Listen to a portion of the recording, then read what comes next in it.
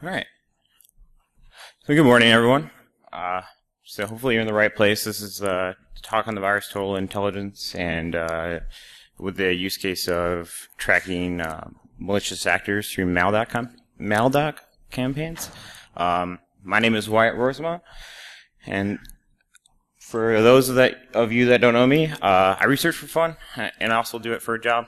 Happen to be lucky enough to do both there. And I'm well known for my work with volatility. If you're not familiar with volatility, it's just a memory forensics framework. My most popular research in volatility was the research I did in Hyper-V memory forensics. And I've also been responsible for the last couple of years of the GrrCon Digital Forensics Challenge. Amongst a number of other things, I also work at Target, and I do some other random things on the side for fun. So first question is why am I here? Why am I talking? And why should you care? So basically, there is an internal need for us to develop our own intelligence gathering, whether it be within our company or your company as well, big or small. Huge waves of phishing campaigns have been very common throughout the years and have been at least a topic of highlight for us recently, just kind of tracking those and trying to learn how to deal with that. So we're going to go from how do we detect them and how do we go and pivot on that information to find other related campaigns or maybe something you might be missing and deploying that into like detection and potentially blocking things or alerting on it depending on what capabilities you have. And then, I want to make intel valuable, and I don't want to just make it valuable in a sense of like, resale, but like for a small company that doesn't have the money to go and buy very expensive intel, from the various intel vendors. Because if you want good intel, it's going to cost you a lot of money, and most places really don't have that kind of money. So anyways, like I said, first I'm going to talk about virus total, for those that you don't know. But first of all, can I get a count? Raise your hand if you know what virus total is. Thank God. Anyways, try to lighten up a little bit. I was hoping that was the case. Now, how many of you know what virus total intelligence is? Awesome. Yara? One more? Alright, so we're very familiar with this stuff. And so basically it's going to cover a lot of that stuff. Finding value in hunting rules and how you can take that data and make it more valuable to you with Elasticsearch and kind of feeding the virus total notification from the virus total notification API into Elasticsearch to be able to store the information and have it go somewhere else other than just into your email inbox, which isn't really the best for analyzing big data. When you're looking at maybe a few 100,000 notifications, how do you parse through that data and start to build automation on top of that and things of that nature? We're going to go through, maybe when you find out about a new tactic, whether it be through a new phishing wave or you see a new blog post or you see something on, some intel forum or on Twitter, maybe they're using a new tactic that you haven't seen before. So you can go into virus total and do a RetroHunt and go obtain, maybe some stuff you might have missed prior to deploying those hunting, Yara rules. For those of you that don't know, virus total is obviously a place where you can upload malware and get it scanned. Although I don't recommend it, personally. There's an example. I'm going to kind of blow through some of this because I didn't really exactly know what the audience would be like, so I have some very basic stuff, and I'll try to go through that as quickly as possible and still try to touch on it a little bit for those that might not know. For those of you that don't know, virus total intelligence is a paid intelligence feed you can get from them. It's quite expensive, but allows you to download samples, any samples of an uploaded virus total, and also allows you to deploy a hunting rules, which we'll get to in just a moment. This is just an example of the interface. You can, search for a hash, and it'll show you the file, and it actually has a little bit more in-depth analysis than what the public virus total will show you. It allows you, like I said, to download it or even look at the strings of the file, some of the features that aren't in the public version. Just a few examples of what you can see, a little bit more information, like I said, the strings that you can see inside of it. Just some really simple stuff that virus total intelligence allows you to see that, like I said, the basic virus total doesn't. So what is Yara? For that, those of you who don't know, is just really a tool aimed at helping malware researchers, or even small company, in my mind, develop their own kind of AV signature, essentially, right? So what can you do with it? You can track malware families, different packers, different imports. You can, base your rules on specific strings, maybe that are hard-coded into binaries, or static indicators, potentially opcodes,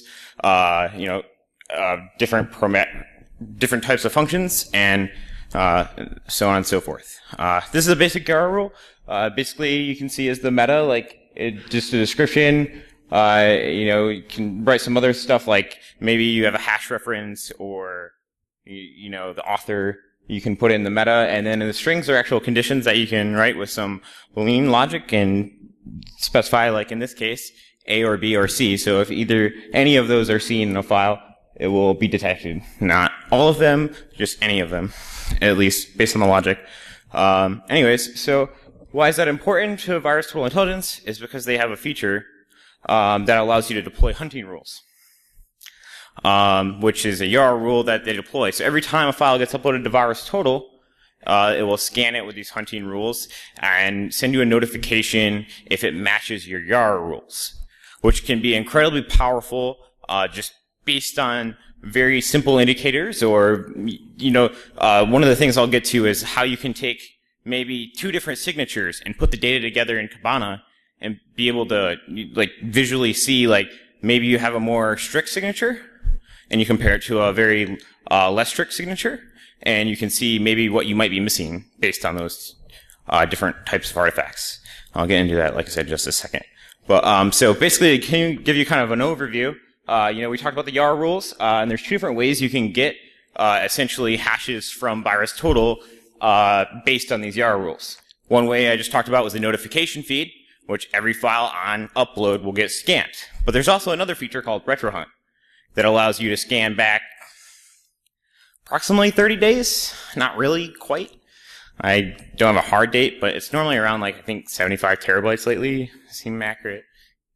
They obviously just don't have the capacity to allow you to scan back years, because that'd be really insane amount of data for hundreds of companies to be querying that per second. It's insane. I'm sure it's very taxing. Luckily for us, it's pretty quick, actually. So there's two ways you can get the notification, the MD5s essentially, to feed into your ELK stack with the data. And you can, like I said, with the RetroHunt, you can go back and you see a new blog post using a new VBA function. And you maybe have not been tracking that, so you can go in there and launch a RetroHunt to find the ones that you'd missed in the last 30 days, and take those hashes and use the VirusTotal API and pull down all the full file reports for those hashes and feed them into VirusTotal for additional context on data that you missed, and obviously deploy the YARA hunting rule to allow you to kind of match those things. Lost my third thought. Anyways, so yeah, like I said, some about the YARA hunting rules. So yeah, I was pretty close. 76 terabytes was the one I ran. So this was based on one of the new underscore painted VBA macros. I forget actually which one it was. But basically you can see right here that I matched 3,977 documents just based on this one RetroHunt, which, to give you context to, if you don't maybe do a lot of reverse engineering, you're not doing a lot of looking at what's going on in these malicious documents, this can be really interesting to tell you hey, this execution method that you see, is it something that's being seen in the wild? At what degree, right? If you got one or two hashes back, I'd be much more concerned with a method, right? Maybe that tells you that the campaign is just starting, or that it's more of a targeted attack. But when you see 3,900, it's okay, this is obviously a bigger wave. It kind of gives you a context of how you, treat that from an intelligence standpoint, and how you should move forward. Is this just a mass attack, or is it something that someone's specifically targeting us and using something of that level just on us, right? Anyways, so to give you some examples of how you could compare these things, so those VB macro calls I was talking about from documents, if anyone's familiar, how many have seen the ink picture one underscore painted VBA macro call in Word docs lately. And can I get anything? No one? All right. Anyways, so basically, there's some execution methods they were using. So you would take like this rule where you see the ink ink picture 1_painted and the GIF painted, and you first you'd identify that the file is a document by the file header D0CF.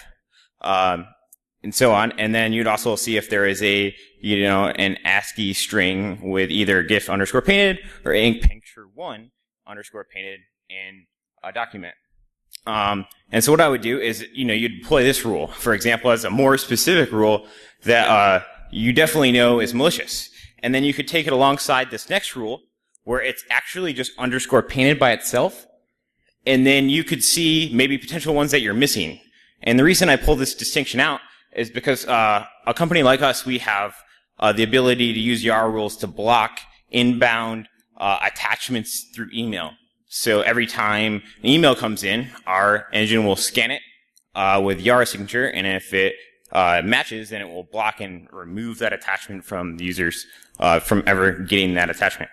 So obviously, you have to be a little bit more strict on those rules that you deploy, because you don't want to start blocking all of your company's emails, and you're going to get fired. And it's a good resume generating experience, as one of my upper management people would say.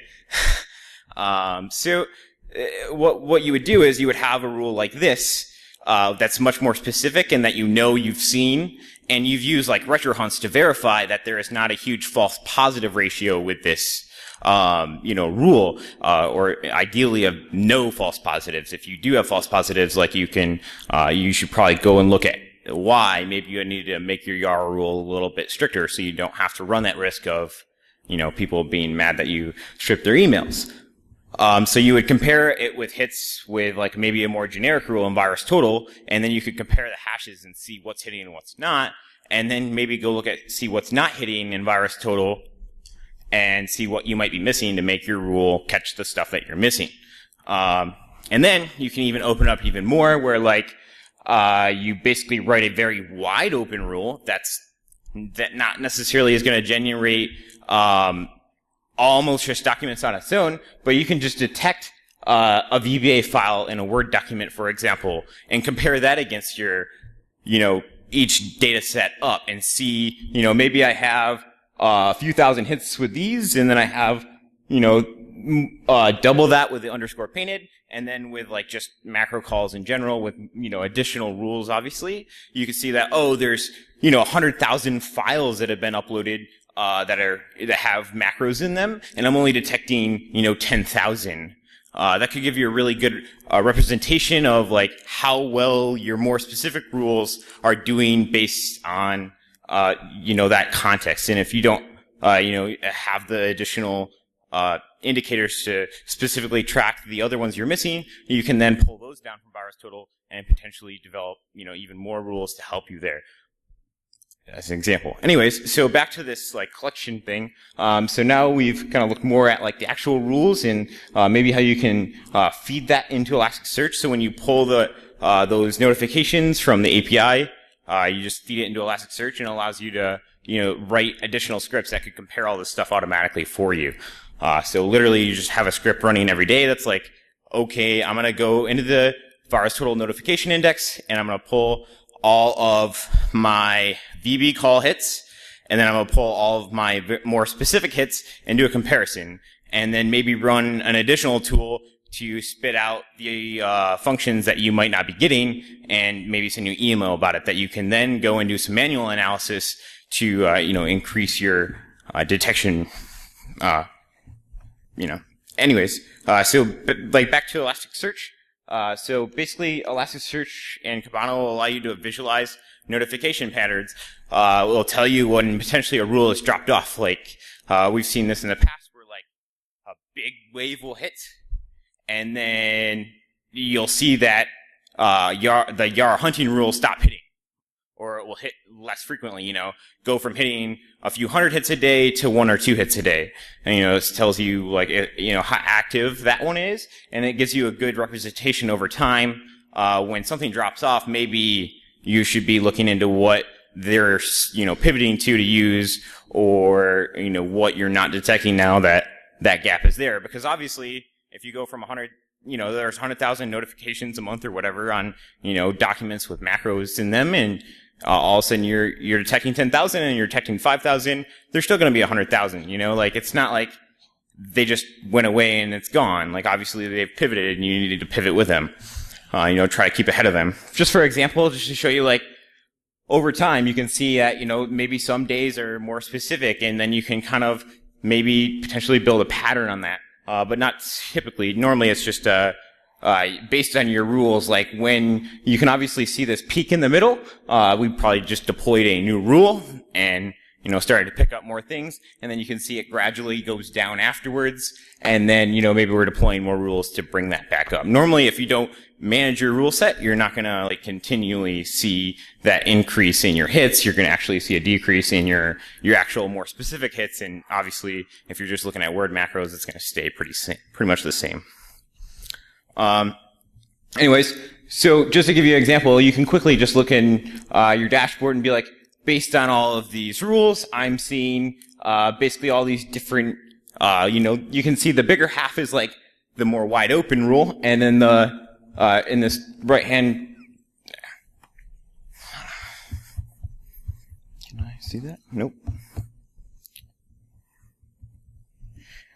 So yeah, like the pie chart, basically, the Microsoft just basic macro call is this like yellow side of the pie, and then there's a VB call by name function that you can see this like blue slice, and then you can see as it goes down. So like that blue basically represents probably most of your overall macro scripts, because obviously it's representing about half of the overall macros you're seeing just based on this picture. Does that make sense? Can you see that representation? I'm not. All right. So anyways, so what you can do after this, right? Like, so you have all this stuff hitting, you're indexing all these basically JSON reports that you can pull from the API from VirusTotal, and you're putting it into Elasticsearch and into an index. So what can you do after, you have these rules? You have the rules that are detecting more specifically and the ones that are detecting less specifically, and how do you automate that so you don't have to do too much manual work? Because, who wants to work? We all want to, like, go and have beer, have a good time. We want to stop the bad guys, though. So we can feed it into like a Cuckoo or a different paid commercial sandbox. All right. And then you can automate maybe IOC collection from the Cuckoo API and deploy it to like in our case, TAP, or in someone else's case, whatever IDS rules that you have, or, however you're detecting like domains, IPs, or anything else that can show up in a Cuckoo report that you could use for deployment. And then you can automate notifications as well. So like I was talking about earlier, you could automate a notification to show you all of the BBA functions in the documents that you're not hitting on with the more specific rules, but you're hitting on with the more like generic macro rules. And obviously some of those will just be straight, like benign. There is cases where that does happen, but it's not as frequent.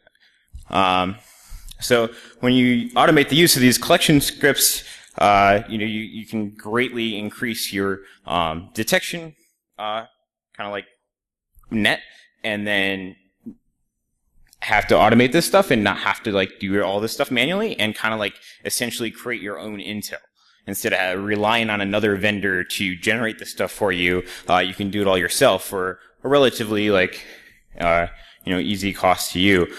For those of you who don't know, there is a rule list out there, the Yara Signature Exchange. If you can get on it, I would recommend it. It's basically a community list that provides Yara signatures, and people collaboratively work on them, so you can maybe learn from some other people, deploy their rules, and also track the campaigns that they're tracking as well. And with that, you can actually get a free into VirusTotal intelligence. However, it's a little bit limited on what you can do with it. Anyways, to kind of like bring this around and like, so what can we do? What is a script that I don't have to write to automate, the collection of some of these IOCs? I'm going to talk to you just about one. It's called Viper Monkey. How many people have heard of Viper Monkey? It came out a little bit recently. So it's just basically like a VBA macro parser. You can run it against malicious Word documents, and it will try to deobfuscate the code that is being obfuscated. So for an example, he has on his website, as an example for using his script, this Python vmonkey py against this old 2009 Word document. And you can see in this first picture that down here, the private declare function URL download a, like, and then there's just a bunch of like gibberish after that in some of those calls. And what it would do is it goes through and it starts to detect some of the code, and then it will basically record some of the actions that it's detecting, like the downloaded URL, what file is being written out, and what commands might be potentially being executed after it tries to deobfuscate the malicious Word document. Now, this isn't a perfect script, but it definitely can work on a good, decent ratio of these malicious Word documents we've been seeing.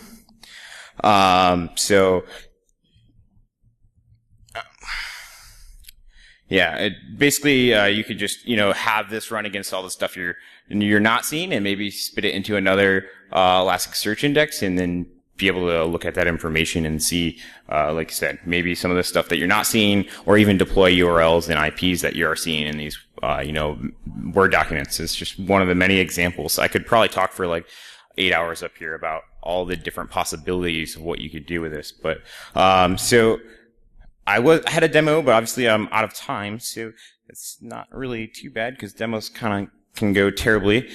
Basically, just to recap, it was just a basic overview of how to, just one use case of many that you can use with VirusTotal Intelligence. Malicious Word documents is just the one I used. There are plenty more use cases, and don't be afraid to go in there and start writing very open rules. There's nothing wrong with flagging in VirusTotal with a very open rule. It's just a learning mechanism. Now, obviously, there is something wrong when you start flagging out a lot of Word documents coming in and you're blocking that. But, maybe you have the ability to alert on documents coming in, and you can build a detection ratio based on what kind of is in the wild, even though VirusTotal is a little bit more of a kind of more of a biased set of data, because people submitting things to VirusTotal tend to have the intention that it's already malicious, and it's going to be a little bit more, it's obviously way more malicious than what you'll see in just a generic wild.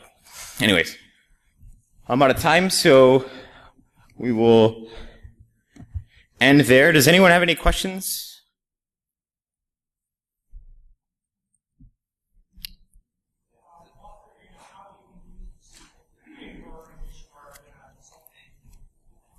So we use it to detect, like I said, those pivots in those Word campaigns and to deploy automated IOCs to our alerting systems. So like if we're seeing, a new Word doc campaign we haven't seen before, we'll see like how we can automate the collection, automate the collection of those indicators from it. So if they're using like a static value or something we can base a pattern off of, and we go through and extract out like the IPs and the domains, or maybe a value that the Word document is using to execute, we will then deploy that, to block those incoming Word documents before they get to, the end user. Or to deploy, if you don't have that capability, maybe there's not something you can trigger on in the document, you could write another script that just goes through and like pulls out those indicators, those IPs, and then gives you alerts if you see those IPs or indicators get hit. Obviously, it takes a little bit more fine-tuning and stuff, and then one more? Yeah, that's fine. All right. Thanks for coming. Hopefully that was enjoyable for you guys and you learned something and it wasn't, total waste of your time.